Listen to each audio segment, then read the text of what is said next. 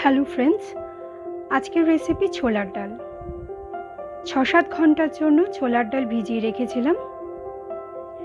কুকারে নুন হলুদ দিয়ে ডালটা সেদ্ধ করে নেব।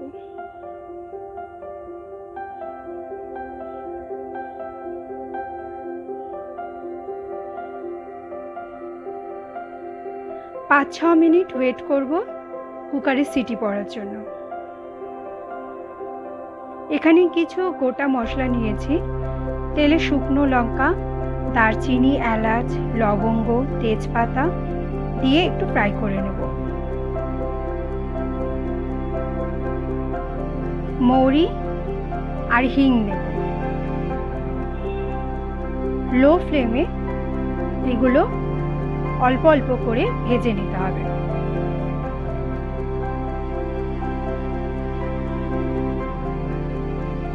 তারপর আদা বাটা দিলাম,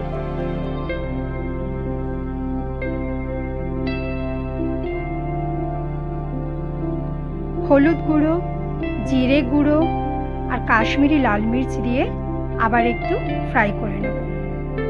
আপনারা যদি ঝাল পছন্দ করেন তাহলে ঝাল লঙ্কার গুঁড়ো দিয়ে দিতে পারেন। সেদ্ধ ডালটা দিয়ে দেব।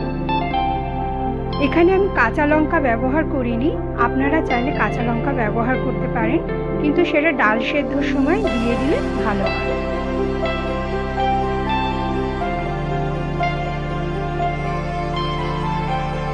আমি একটু জল অ্যাড করেছি, তাই স্বাদ মতো সামান্য লবণ দিলাম আর চিনি দিলাম। যেহেতু ছোলার ডাল একটু মিষ্টি হলে ভালো লাগে, তাই সামান্য চিনি দিয়েছি। আর শেষে দিলাম গরম মশলা। এবার একটু ফুটতে দেব। ব্যাস হয়ে গেল ছোলার ডাল। আপনাদের যদি ভিডিওটি ভালো লেগে থাকে তাহলে লাইক শেয়ার কমেন্ট করবেন। নমস্কার।